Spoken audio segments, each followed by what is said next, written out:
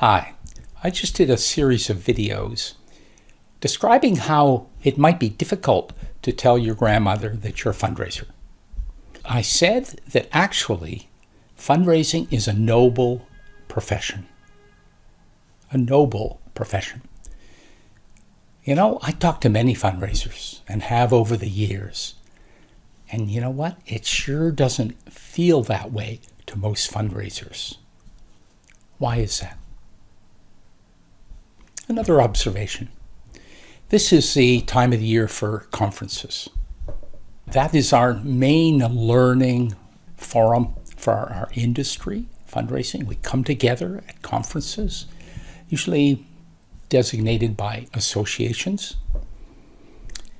And I'm looking at the reports back, mostly on social media, for those conferences. What's happening? And you know what? I see lots of pictures of fundraisers in groups of 3, 4, 5, 10, putting their arms around each other, consistently saying, it's wonderful to get together with fellow fundraisers. In fact, that's the message that I mostly get from our conferences. They're social gatherings. What I almost never hear are social media posts talking about new ideas, new ways to do things, new directions in our industry. And I wonder why that is. In fact, most breakthroughs in our industry actually come from third-party providers, vendors, consultants. That's where the evolution of fundraising has been and continues to be. Not from the profession itself. Why is that? And really, how does the ordinary fundraiser fit into all of this? Who defines best practice in our industry? I really want you to think about that. Why does the average fundraising position turn over every 18 months? This video will delve into these questions and many more, really to gain understanding of our profession so that then we can do something about it. But first, I'm Ken. This is the Empowerment Dialogue for Fundraising channel. It's dedicated to empowering fundraisers, to empower philanthropic individuals to live out their dreams. And really to give this channel hopefully will give a voice to fundraisers, all fundraisers. It then is a forum. To do that, I need your input. Please let me know what you're thinking. I'm going to be a little more controversial. I welcome your questions, your challenges, and we'll put them on air. We'll do videos on them. How do you feel about these topics? That's what I want to know.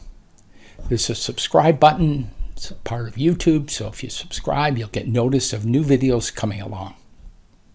So back to the topic, fundraising. And by the way, there are lots of great fundraisers out there. I've met many. I'm sure you have. They do an amazing job in sometimes very difficult situations, and I applaud you. So I'm not necessarily taking a shot at fundraising. I want to examine. You know, this is a tough profession, and it's going to get tougher.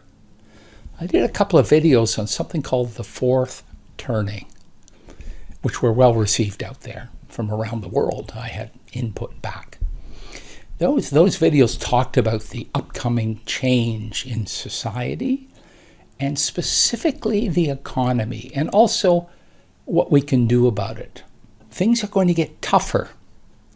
So I may be talking right now, to a 15-year professional director of philanthropy, or I may be talking to a newly hired special event coordinator. We're all fundraisers. When I start to talk about common frustrations in fundraising, which is what I'm going to do, I'm talking about a wide range of situations and of individuals doing different parts of fundraising. What are the common frustrations of fundraising? And I've got a short list here. This is going to get us into the topic. Do you know your job? Are you crystal clear about what your job is, how it fits into the mission of the organization? How you're measured in your job, is that clear? Do you go to work every day or turn on your computer at home every day and know precisely what you have to achieve? Many fundraisers don't. Do you operate under poor leadership? It's one of the dirty little secrets of fundraising is leadership consistently across the millions of charities that we have. Leadership is up and down. There's no special training for this profession and leadership within it. So we get a mixed bag of leadership. And if you've been working in the profession long enough, you know what I'm talking about. Poor leadership it's quite common. Is your fundraising program under-resourced? Do you have the right resources to produce the revenue that you're expected to produce? Many don't. And part of that is kind of a lack of understanding of our business. We don't have clear benchmarks for our industry. They're kind of all over the place, and they vary organization to organization. There's quite likely either operate or have operated under an under-resourced expectations within an organization. Sometimes the goals are unrealistic. I was just talking to a fundraiser last week, and they've increased a large foundation. They just increased the revenue expectations 25% for no apparent reason. There's no apparent rationale behind it. The board wanted it. Have you heard that? Is that part of your fundraising experience? Are you or your colleagues trained thoroughly to do the work you do? Our training is haphazard. To say that you are trained by going to conferences is a hit and miss thing, as we all know. There's no consistent best practice training consistently available in our industry. Do consultants and vendors have a kind of an overstated influence on your organization? Many annual funds are simply about hiring the right vendor, who then you might even hand over your database to them and say, go to it. Is our industry one where we turn over one of the key steps, which is acquiring and new supporters and advancing them? Do we turn that over to third-party vendors? Does our strategic direction hinge on consultants? There's an unusually large presence of third-party vendors in our industry. I'm not sure it's always the best practice, because of course a third-party vendor is a for-profit organization working in the environment of a nonprofit. How's the governance in your organization? Does the board know your real business? Do they know the real business of fundraising? Or do they bring a for-profit understanding to the table and not really understand the challenges of fundraising in a nonprofit environment? Are there real measurements in place that accurately reflect your business? Part of our problem, our challenge, if you will, and a source of frustration is that we can't measure our business. Because how do you measure impact? How do you do that? There's been attempts. It's one of the things that I want to dig into in the future videos. Simplistic measurements don't work. We've lived with those costs of fundraising. It's like saying You totally understand retailing, totally understanding it if you understand the markup from cost price to retail.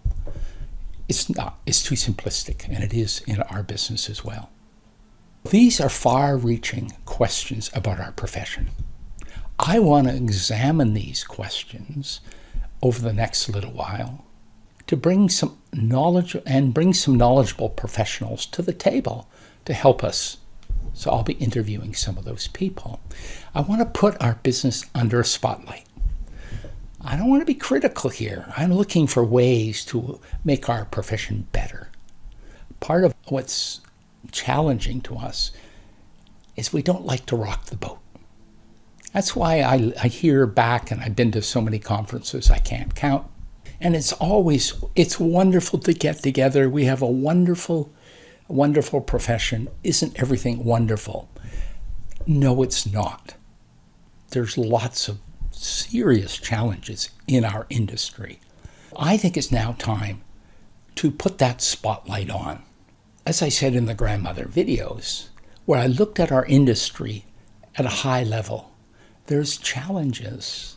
Now I want to get down into the weeds, if you will, and put the spotlight on those individual issues. We also, I believe, need a voice.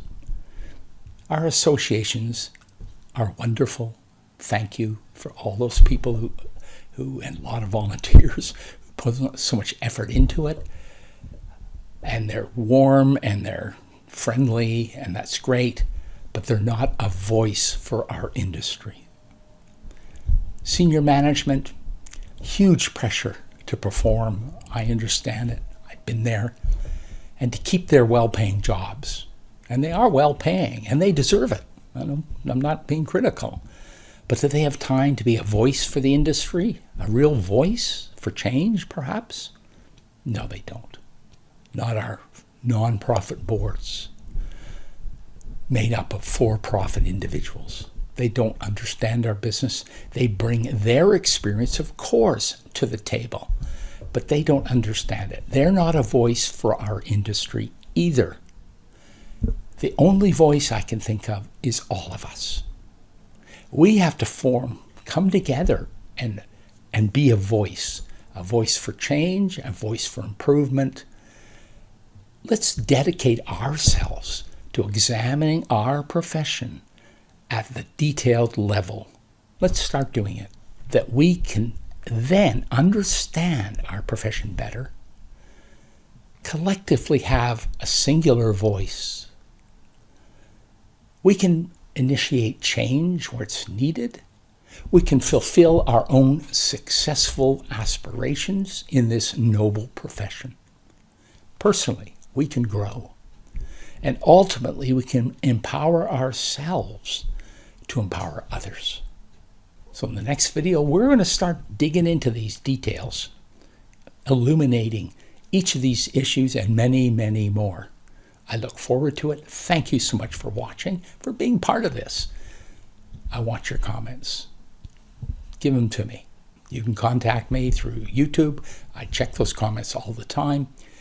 And as usual, until the next video, good fundraising.